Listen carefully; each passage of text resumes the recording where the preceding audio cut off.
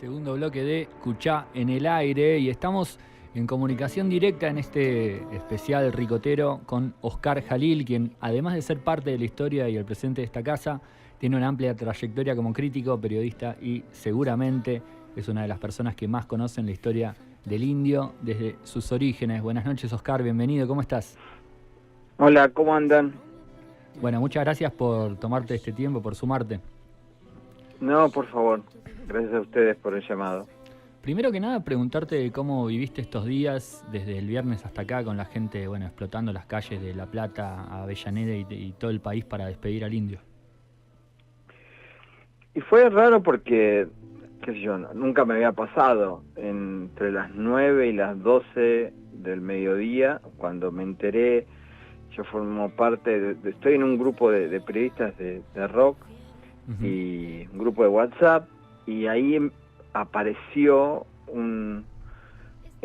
como la noticia, qué sé yo, 15 minutos antes o 20 minutos antes de la tele. Y faltaba una confirmación. Claro. Y bueno, ahí empezó, y a los, qué sé yo, bueno, cuando se confirma la noticia, me empiezan a llamar de varias radios de acá de La Plata, que los conozco, soy amigos, La Cielo, Provincia, La Redonda. Yo laburé mucho tiempo en el diario El Día, así que conozco a algunos productores, y creo que entre las 9 y las 12 hice 6 entrevistas, un poco contando quién era el indio, bueno. Y después esto continuó y iba ascendiendo, me llamaban desde 5N, Claro.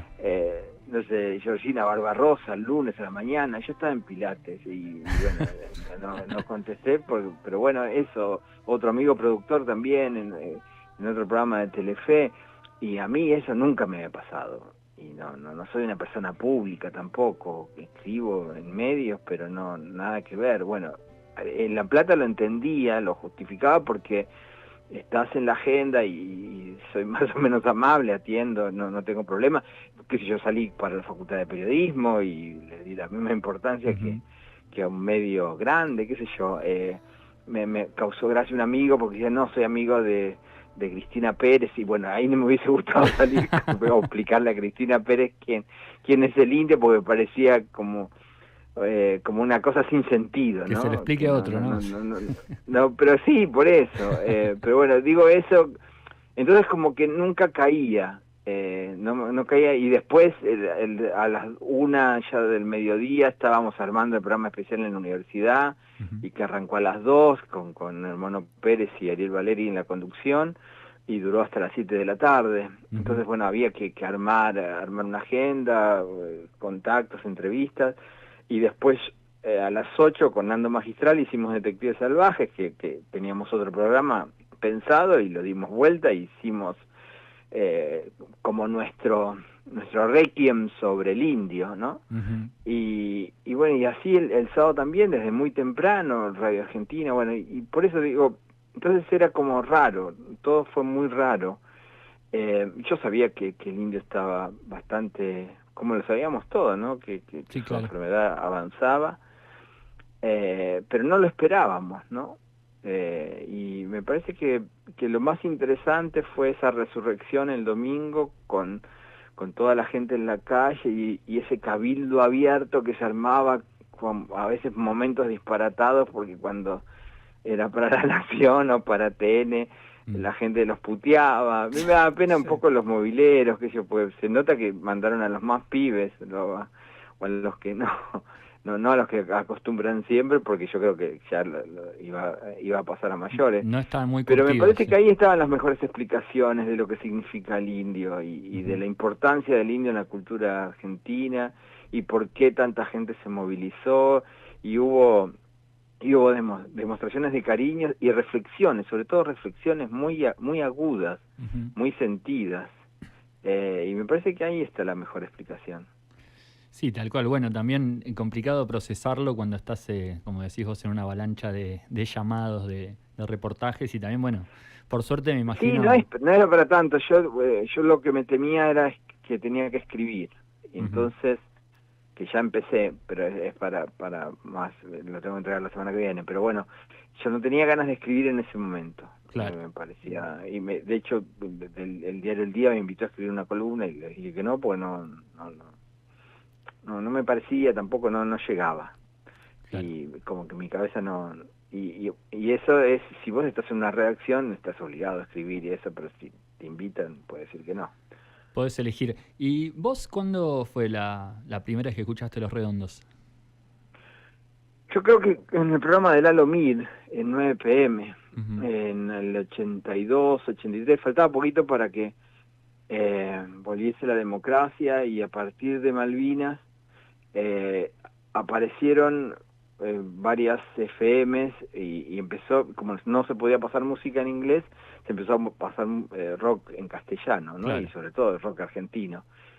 Y había muy buenos programas en Radio del Plata. Estaba Lalo Mir con Elizabeth Bernassi, Ujú. y en 9 PM pasaban demos de bandas. Y había un demo de Los Redondos que pasaban, me acuerdo mucho de Superlógico. Mm. Eh, eh, Mi Genio Amor también. Eran 4 canciones que sonaban. Ujú. Yo no los tenía tanto de acá de La Plata. Yo vivía acá, pero como pasaba música en Buenos Aires y tenía novia en Buenos Aires, me iba todos los fines de semana, así que mucho de lo que sucedía acá no estaba atento, pero sí me acuerdo de esos demos, y después empezaron las primeras notas pero bueno, Los Redondos recién en el 84 sacan el disco debut, así que tardó un tiempo. Claro, bueno, pero gracias a Lalo Mir ya los habías conocido para ese momento. Sí, también El Tren Fantasma, que era otro programa que era genial, y también también hay Tom Lupo, El Ujú. Submarino Amarillo, Sí. y en Piso 93, pero eso ya fue cuando empezó el Rock and Pop. Había un programa los domingos que era muy bueno, y que Los Redondos iban continuamente y hablaban en la Ujú. radio. Me acuerdo de eso, y también que te llamaba la personalidad.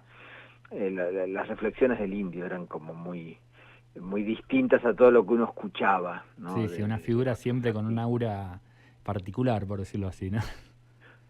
Sí, pero después, ya en los 90, a través del Boulevard del Sol y de un amigo que era el dueño del Boulevard del Sol, Marcelo Mamblón, ahí lo conozco a Rocambole, y ahí me meto más en el mundo de Los Redondos. Ujú. Yo creo que por la amistad con el mono, ahí empiezo a entender.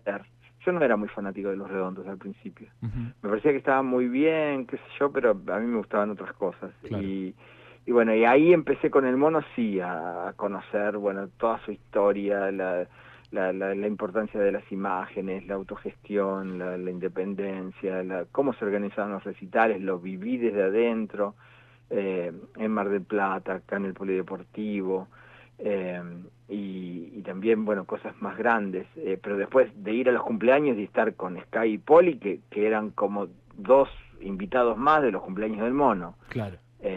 y también en alguna situación que apareciera cuando tocaron en Mar del Plata, lo vi al Indio, y fue como algo muy como más antipático, no era alguien que vos podías hablar. Con Sky te preguntaba, ¿y te gusta cómo suena tal cosa? Qué sé yo, súper sencillo, Claro. era otra cosa, pero bueno, ya ahí empezaba a crecer el aura, y en el 2004 lo entrevisté Ujú. cuando apareció el primer disco para Inrecuptibles, y a los 3 años, 2007, por Correx también, una nota larguísima de 2 horas, ¿Y sentís que que pueden eso... buscar Sí. la nota, Sí, está esa nota de creo 2007, que... ¿en dónde, perdón? ¿Mm? La nota de Creo 2007... que no, si buscas Los Inrecuptibles, Indio Solari, aparece, Ajá. si pones en un buscador. ¿Y sentís que ahí, después de que se separara la banda y empezara él su camino solista, cambió el vínculo, no sé, con los medios, o cambió él, digamos, por lo menos en tu experiencia con él? No, a mí siempre me pareció que la importancia de Los Redondos estaba en la obra, y una banda que no daba notas televisivas, Ujú. y que solamente hablaba cuando sacaba un disco, me parecía bien, ¿no? Eh, Después me parece que a partir del inicio de su carrera solista sí hay un cambio, Ujú. pero también el misterio continúa y el hermetismo, y es algo que no me molesta. Me parece que ellos eligieron esa manera de comunicar y que me parece muy bien. Y si ahora lo miramos con el paso del tiempo, es muy difícil difundir a un grupo sin ir a los grandes medios, ¿no? Ujú. Y bueno, eso me parece que es una lección estética. Sí, sí, también es Como también parte. decir, bueno, qué colores querés poner en la tapa de un disco y de qué manera querés sonar. Entonces me parece muy respetable. Después, lo que me pase a mí es eso, pero también había esa cuestión. Yo nunca lo endiosé al indio, me Ujú. parece, y tampoco lo endioso ahora, porque tampoco endioso a ningún artista, pero me parecen geniales, me encanta disfrutarlos y también cuando lo pude entrevistar me pareció también un tipo con una rapidez mental increíble y además también muy atento a otros temas de los cuales muchos rockeros ni siquiera hablan. ¿Como cuáles, por ejemplo? Y me acuerdo, estaba muy preocupado con el tema de las cárceles, lo que Ujú. sucedía en las cárceles argentinas. Eh, y contaba, pero como una preocupación y que estaba metido en el tema y entendía lo que estaba, como que es algo que siempre la sociedad le da la espalda porque es algo que no se quiere saber cómo se vive en las cárceles. Ujú. Imagínate lo que debe ser ahora, ¿no? Pero que en aquella época había habido algunos motines. Yo casualmente había estado en una cárcel cuando se hizo el rock, el festival por una radio en Olmos, Ajá. Radio Olmos, que tocó Hermética, Ataque 77, Masacre, tocaron un montón de grupos. Una tarde se armó un recital ahí en el patio central. Y es toda una experiencia, pero también sobre cuestiones que tenían que ver con cómo quería sonar, una obsesión importante en cuanto al sonido y a su manera de encarar el negocio ya de una manera solista, y estaba claro que a partir de eso la masividad se la llevó el indio.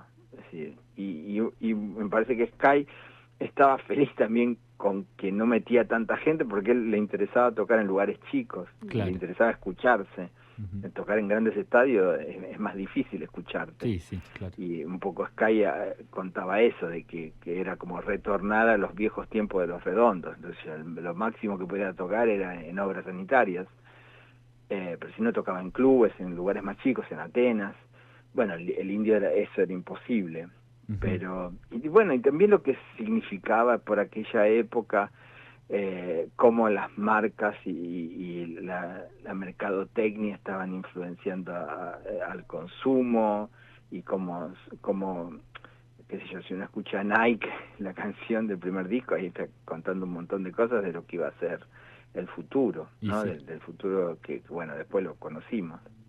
Sí, tal cual. Y volviendo un poco mencionaste a Rocambole, a la cuestión autogestiva en nuestro programa, bueno, hacemos mucho eje, mucho hincapié en esto de la música como un trabajo, la cuestión autogestiva. El Indio y Los Redondos fueron pioneros en el rock nacional en esto de llevar adelante un proyecto bien independiente, incluso artesanal. Bueno, Sí, pienso... había un antecedente que es mía, Ajá. músicos independientes asociados. La familia Vitale, los padres de Lito Vitale, armaron como una especie de cooperativa, no como una cooperativa, y editaban ellos sus propios discos. Ujú. Y un poco La Negra y el Indio y Sky, que es un poco la base de Los Redondos, fueron a hablar con ellos. Bueno, ¿cómo podemos hacer? Porque en 1982, 83, si vos no estabas en una discográfica, era imposible acceder a tener tu vinilo. Claro. Y un poco los Vitales les explicaron de qué manera se podía hacer eso, y de hecho terminaron grabando en el estudio de la familia Vitale.